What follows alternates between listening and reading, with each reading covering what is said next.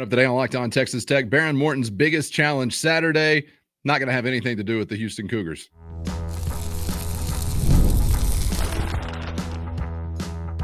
You are Locked On Texas Tech, your daily podcast on the Texas Tech Red Raiders. Part of the Locked On Podcast Network, your team every day. Great to be with you again on Locked On Texas Tech on the Locked On Podcast Network, your team every day, always free and available on YouTube or anywhere you get podcasts. And thanks as always for making us your first listen. Today's episode brought to you by Mazda. Just like there's more to every player, more dedication, more attention to detail, there's more to a Mazda vehicle. Stay tuned later in the episode for highlights in this week's Moving the Game Forward moment from Mazda. Move and be moved. With the only Chris Level, I'm Casey Cowan. Chris, great to be back with you and great to be drawing nearer and dearer to another round for the Red Raiders. Back on the road from Houston, of course, Saturday night as we are set to get into week 2 for Texas Tech, Big 12 action, and a few things we'll get into on today's episode looking ahead to that matchup. We're going to hear from Kenny Perry on his kicking competition, which is ongoing, it seems, but being asked about, of course, the most recent developments. And I want to ask you a little bit sort of about the process that he describes whenever it comes to, well, basically no other way to describe it other than riding the hot leg in a family-friendly way. Also, I want to get to some sound from offensive coordinator Mac Leftwich regarding his 2 QBs leaving Salt Lake City, and something that I think may be the biggest challenge of all for Behren on Saturday night. I'll explain in just a moment, but I wanted to kick off the conversation on the offensive side of the football, Chris, talking about a most valuable offensive player so far, and certainly want to hear from the audience on your nominations. I'm not so sure that the guy that is my pick, Chris, is someone I had on the bingo card going back to the build-up to this season as someone that would be in that spot.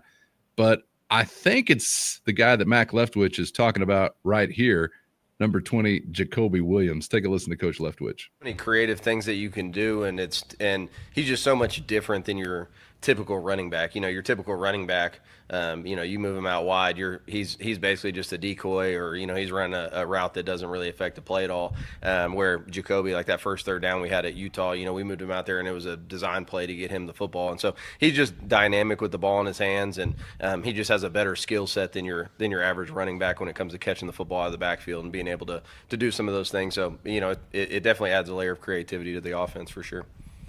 I think this is easily arguable and up for debate and all those good things, Chris. But I got to tell you, if I had to name one that I felt like has really made the offensive wheel turn, I might look to Jacoby Williams. How's that sitting with you? Yeah, I would love to. I would love to hear, like, if you remove Jacoby from that list of potential answers, who you would go with there. Because I have another guy.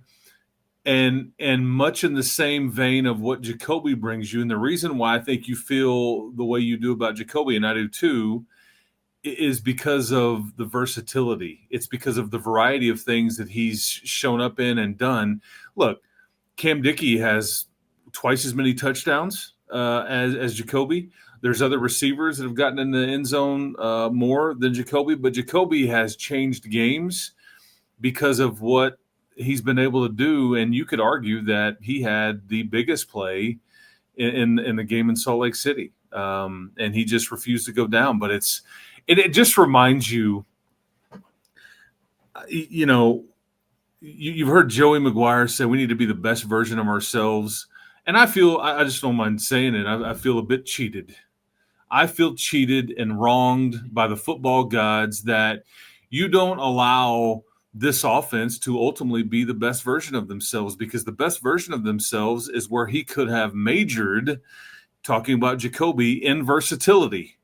This is what they were ready to unleash, this bell and whistle and red flashing button, and put let him do all the things and just be such a problem. But now he's kind of had to really major in the run game with throwing it to him out of the backfield.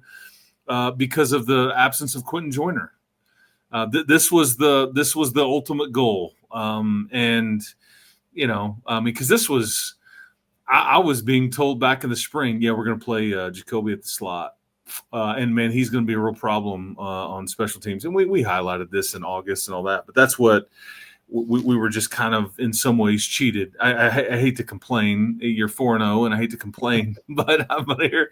Hey, man, if we're wishing for stuff, I mean, I'm not getting everything that I wanted, right? Well, that's a hell of a thing to be missing.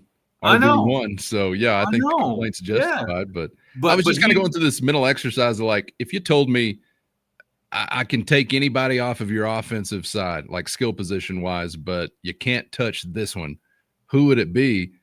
I kept coming back to Jacoby, but I'm curious what the other name is that may be popping in your head. I really want to hear what your thoughts are on this, but the other one, I think this is kind of obvious, and it's because of the mismatches and the things that he has done and when he's done it, and maybe it was because I've got recency bias, but I'd say Terrence Carter. I mean, I think he's hit pay dirt. He's converted first downs. He's made tough catches. He's made big catches. He's a constant problem. And I think he will continue to do this because it's like we got everything covered. But it's like at some point the opposition runs out of the chess pieces to try to have it all covered. And that's the beauty of what they've kind of constructed here. But to me, I think in it, you're lining him up in the backfield. He's lining up out wide. He's lining up kind of in the slot, hand down, standing up, all the things. And what nobody will ever really truly appreciate, he's played through some stuff. Yeah. It hasn't been easy on him. And he could have used the bye week as much as any Red Raider out there. You and I included. We enjoyed ours quite a bit. But you know what that young man did over the weekend when everybody had a few days off? He was busy getting treatment. He didn't leave town. He wasn't trying to go, do whatever and get. I mean, he was here getting treatment throughout the break, and that is one focused individual and somebody that's really easy to root for. But you're starting to see him show up, and so that would be if Jacoby's 1, Terrence is my 1A. I thought that would be a popular choice as well, and I think the reason why maybe it's interesting to even ask the question is because there's not like a lot of separation between any of these guys. I'm not mad at Caleb Douglas or Reggie Virgil.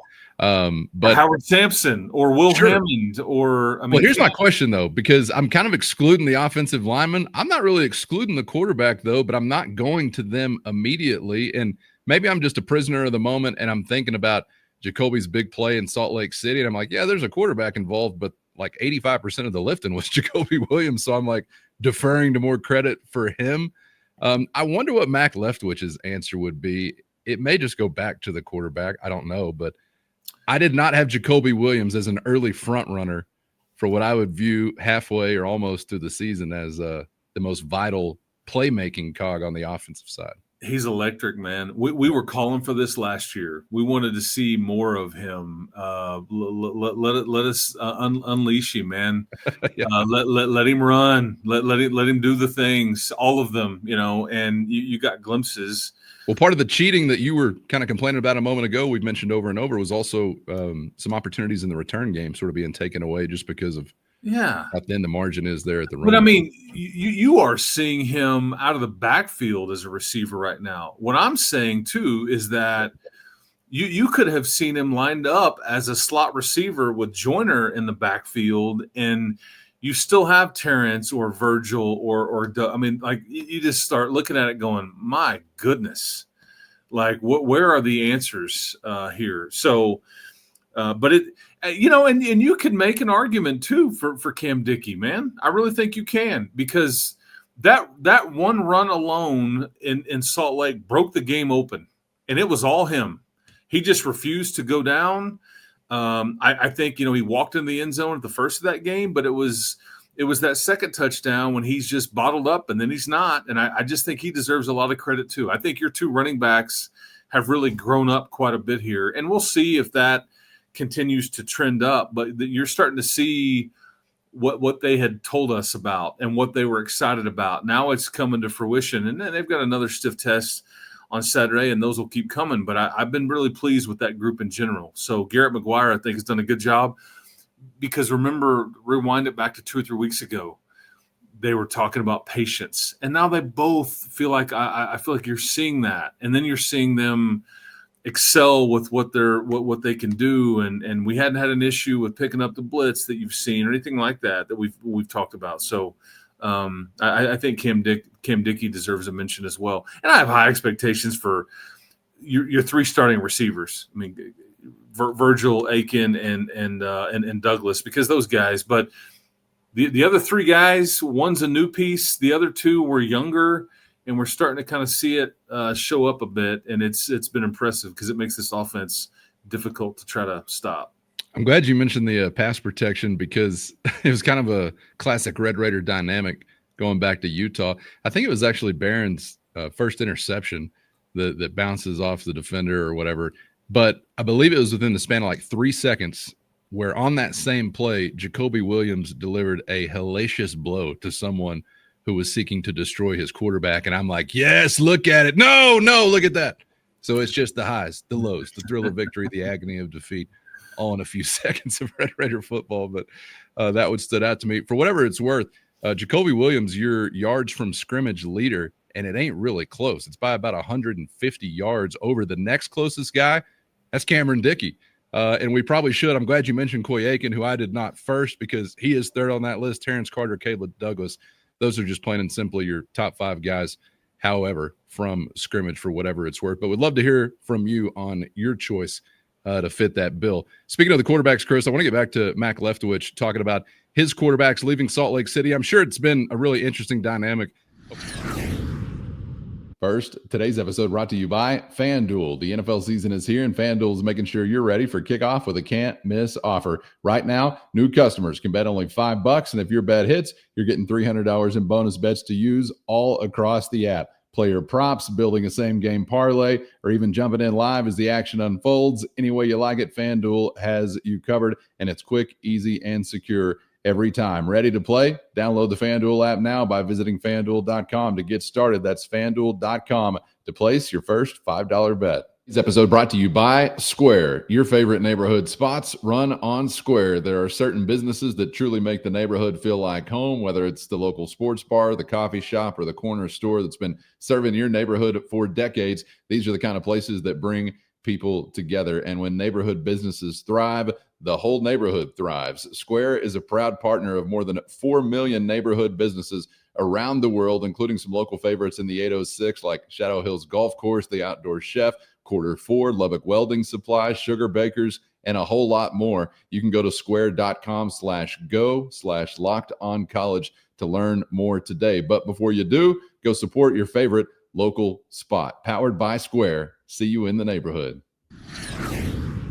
Chris, I want to get back to Mac Leftwich talking about his quarterbacks leaving Salt Lake City. I'm sure it's been a really interesting dynamic over the last couple of weeks in that room because of all that obviously went on there, some good, some bad, and then the fallout from that, whether it's just conversation among their fan base or literally Behren Morton having to somewhat kind of recover and get back in the mix, which he did, and I think has been full tilt here this week. But let's take a listen to Mac Leftwich talking about Behren Morton and Will Hammond leaving Salt Lake City. And I think he played well. He competed well. He definitely wanted to keep going back out. He definitely wanted to go back out there. I mean, that's just kind of who he is. He's a competitive kid and wants to be out there, wants to be the guy. But he got to kind of take it easy last week, take some mental reps, and just basically focus on recovery all last week. So he got back out there last night and was full go. Cleared all the concussion protocol and all those things. So that was good to get him back out there. The 2 interceptions, like. Were they great throwing balls? No, but the defense guys also made great plays. One was a tip pass off of the back of a guy's helmet, so a little bit of an unfortunate bounce. And then the other one was a one-on-one ball in the end zone where the guy got his head around late and made a phenomenal catch. So it wasn't like he made bad reads on the play or went somewhere where the ball he wasn't supposed to go. Just maybe underthrew him just a touch. So. Those are easily correctable things, but other than that, I thought he played well and competed really at a high level. And he's just so good as a leader, in those environments, keeping guys positive, and he's got so many reps under his belt that he's good at those kind of things. Obviously Will came in and I was really proud and happy for him the way that he responded. You know, that's a hard thing, getting thrown in. You're the backup quarterback, and you know, you didn't get as many reps in practice all week. You come off the bench cold, and to respond and play the way that he did was very impressive. You know, I was really proud of him for that. I think you know, our assistant quarterback coach Lindsey Scott does a great job with those guys. You know, getting them ready to play as well. Chris, I think leaving Salt Lake City, for all the reasons we all understand, everything we saw and everything that's been discussed since. Maybe the biggest challenge for Behren, you know, this Saturday might be something between the years, as far as trying to not do too much or not try to get, you know, all the momentum back for himself as a player. I don't know. I may be reading too much into it, but I kind of feel like one of his biggest obstacles is sort of an intangible nature this weekend. Yeah, trying to prove everybody wrong. Pretty much. Yeah, or, you know, one of those things. Yeah, and I think you hear Coach Leftwich really highlighting something that if you're around these guys and these coaches and for any period of time, it is pretty evident. They don't have to say it like Mac did there. Behren is an unquestioned leader in that locker room. People may not like, well, that's not worth anything, or that shouldn't matter, or whatever. But that is a real thing. Right, wrong, or indifferent. That is a real thing. He has earned that right. I think people look to him. And I am very fascinated to what you bring up here, in that there's a variety of different things you're looking at this game. I'm fascinated to see how many Tech fans actually show up. I'm fascinated to see like what your D-line looks like against your offensive line, or their offensive line, specifically David Bailey against Dalton Merriman. I mean, highlight that matchup, and I want to give me some binocs, and let me focus on that one. Sorry, I was drilling a little bit there thinking about that one. Yeah. How you start, generally speaking, big picture, how you start. Is the bye week a thing? Is it going to take a bit to ease into this and all that? So you know, that is all. That is and I could keep going, but maybe the first and foremost is like, what does number 2 look like? How does he play? Not just at the start, but as we go, what does it look like after it's all said and done? Is there reason for like, okay, might need to push that button over there that everybody was kind of talking about? Or is it like, is he just plays so overwhelmingly good that, okay, because I just don't think that's what this team necessarily needs, is like some sort of question there or some sort of drama with you know, and it's not really that way internally. I know that you know, the comments on our shows and on RedRaidersports.com and all that stuff, it's fans have an opinion, and they have a right. And you love both your quarterbacks. Like I said, they're like our children. We love them all equally, right? Right. But I will say this too. Typically, Houston has played in this defense. They've played a lot of zone coverage. In most scenarios, Behren has just carved that up. You know, the two interceptions, the underthrows, or however we want to frame that, and you know, that's against man. It's man coverage there, but like, he has really carved up zone coverage, and that is really what Houston has shown almost exclusively. And Behren like grades out off the charts against zone coverage. And I will say that Houston has very talented DBs. They're replacing Jeremiah Wilson, who's now at, I think, Florida State. AJ Halsey, who was a stud safety, ended up transferring to LSU. They have ably replaced a lot of these guys. They don't get a lot of pass rush, though. They haven't to this point. And I just wonder if it's advantage Texas Tech if they stick with what they're doing, and if you give your quarterback time, he may be able to play pitch and catch a little bit.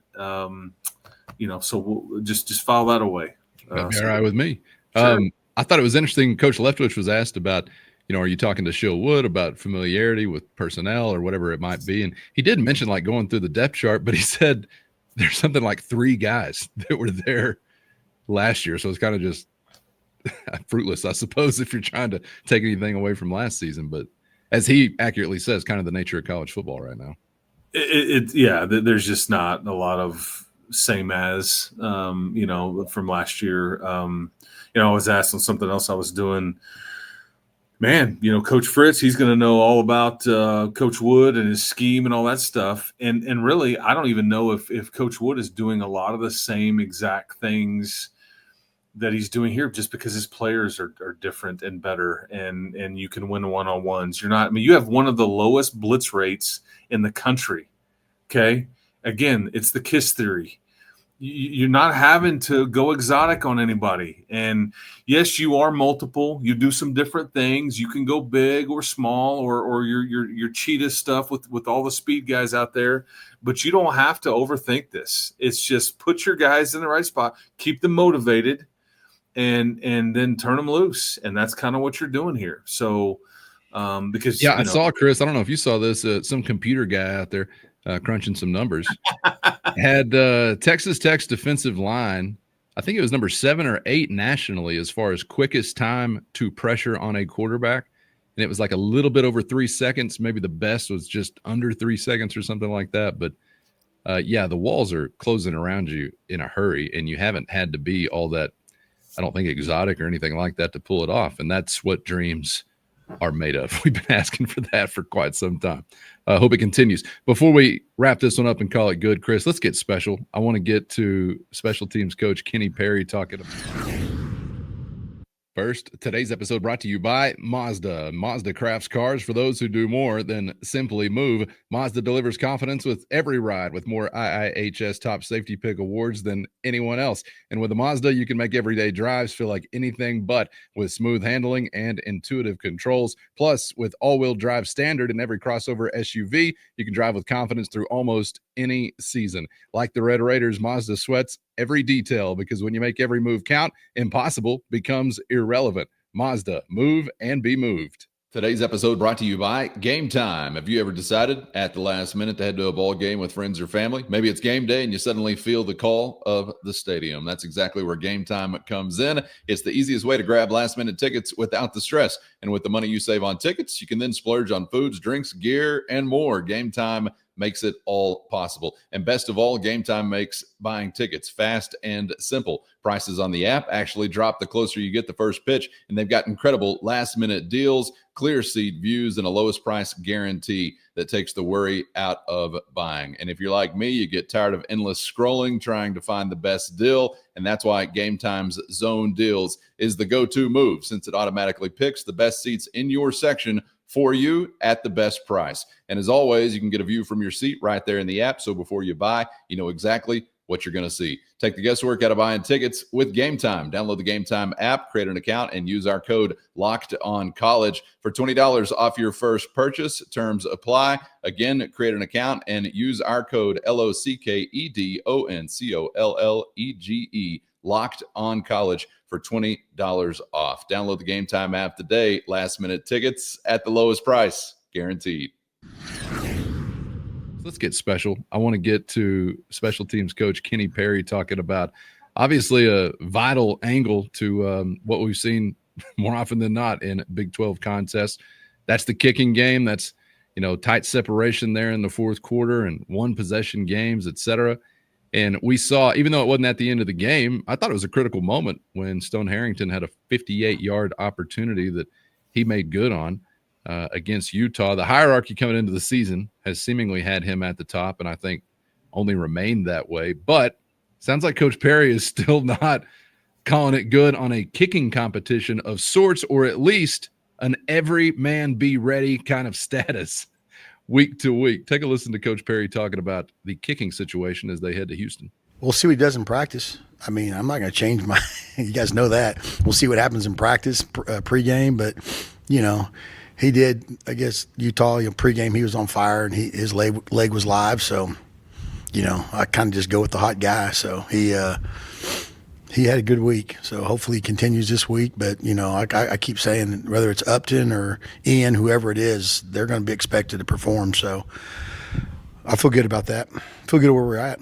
I think Kenny, he has said this aloud before as it relates to these guys. Because I've even said, man, are these guys okay with like just kind of not knowing where they stand? And he just looked at me like I was offended when I've asked him that, and he's like, well, they better be. Like what, like what's the, and it's be comfortable being uncomfortable. I mean that's just the reality of it, because do we think that Stone Harrington is now maybe your kicker? Yeah, I mean, probably. But again, we're not saying that. We've got the order on the depth chart. I think Upton Belenfant has been really good in practices. And again, all that Belenfant has done wrong that we have seen is a mixed extra point in a blowout. That's it. Now, in camp and in practices and all the things, I mean, they've charted every kick and all the things. I think everybody's got a good attitude over there. I don't see anybody pouting or feeling sorry for themselves. But I don't know if I'm willing to say, like your QBs, you're going to need both of them. I mean, you kind of hope not that you don't have an injury or somebody not getting it done, and so we got to go to the other guy, whatever it is. But maybe you will need both of them. That's why they're here. And heck, I mean, kind of like, Ian Hershey playing the role of Mitch Griffiths. I mean, you got three of them if you needed.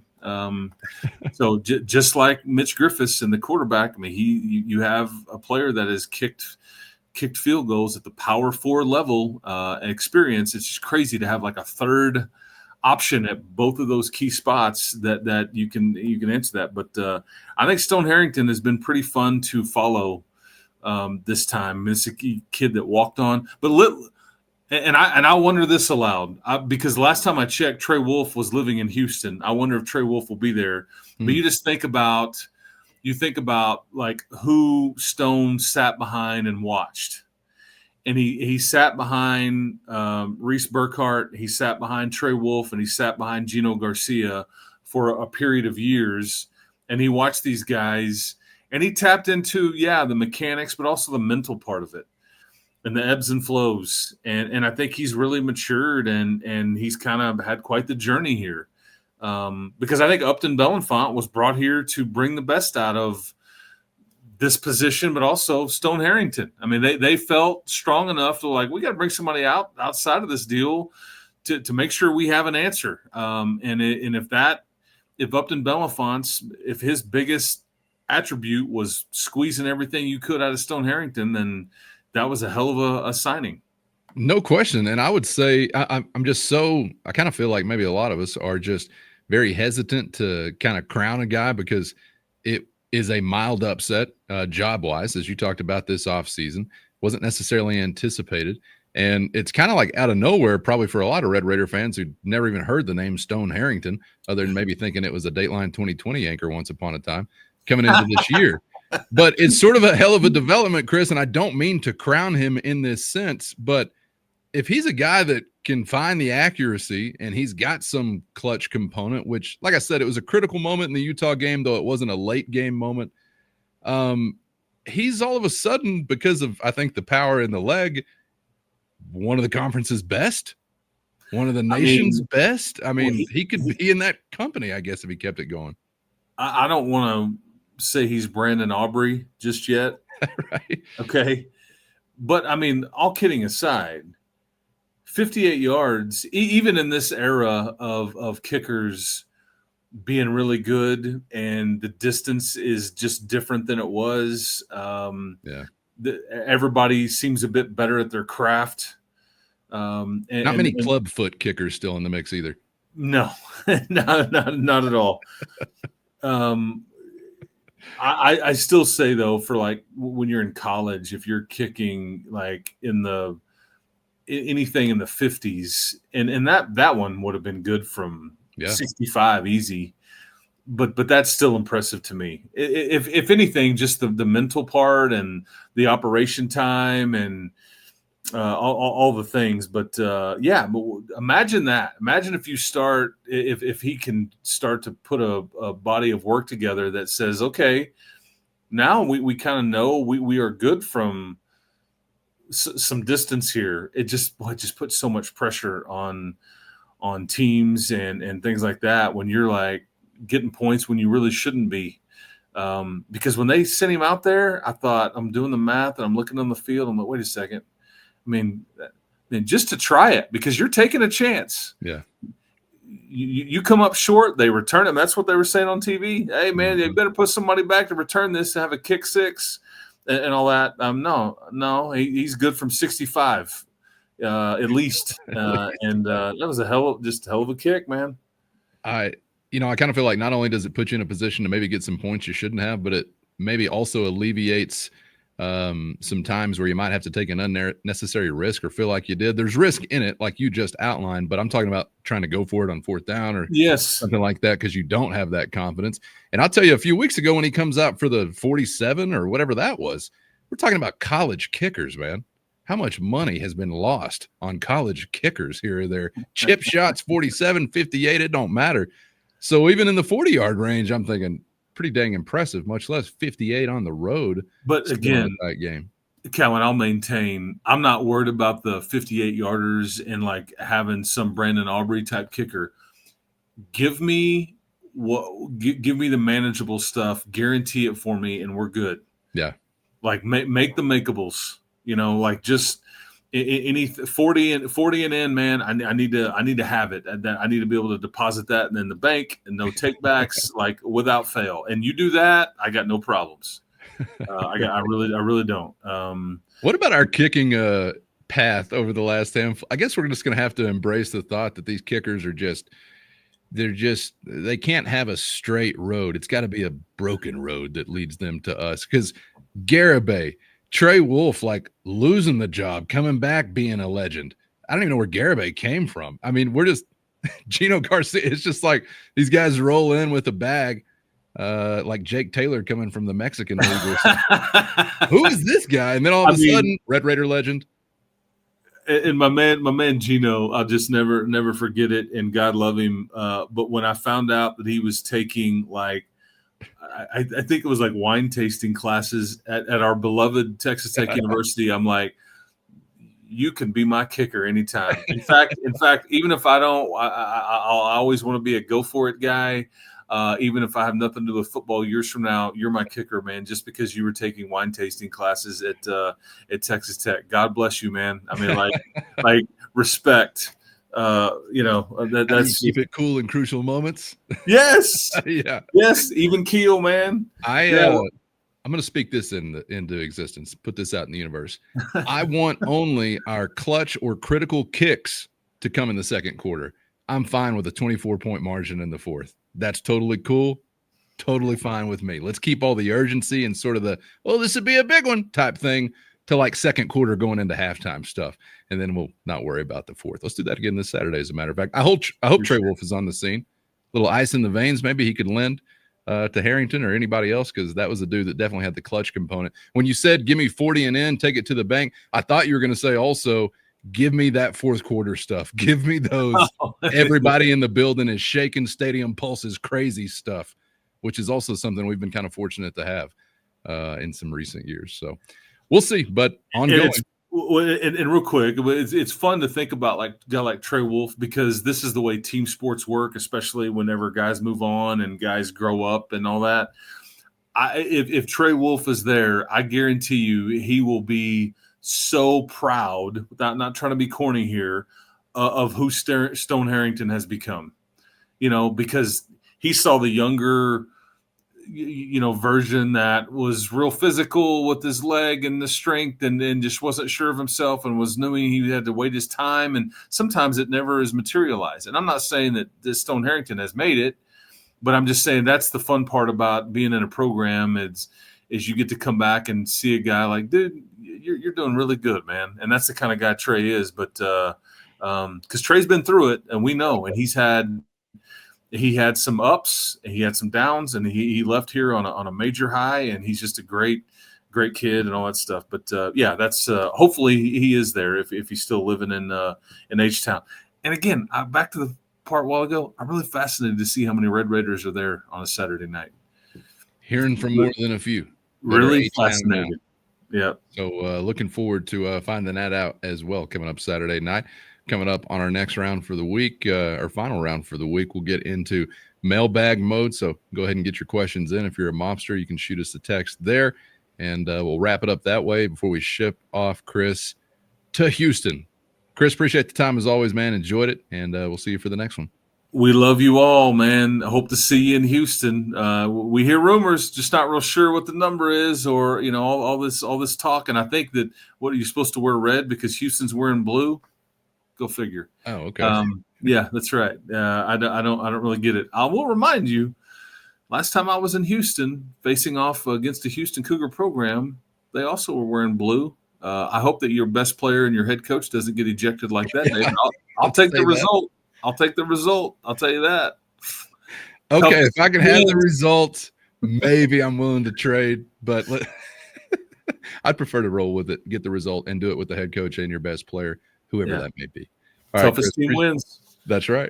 Chris, appreciate you, man, and appreciate everybody out there for joining us once again. Get subscribed on YouTube or anywhere you get podcasts so you never miss an episode. Thanks to the Everydayers and, of course, the Matador Mob for always riding along. Hit our show notes and find a link to a free 14-day trial if you're interested in joining that crew. For Chris, I'm Casey. Thanks, as always, for the time. We hope to see you back for the next round on Locked On Texas Tech.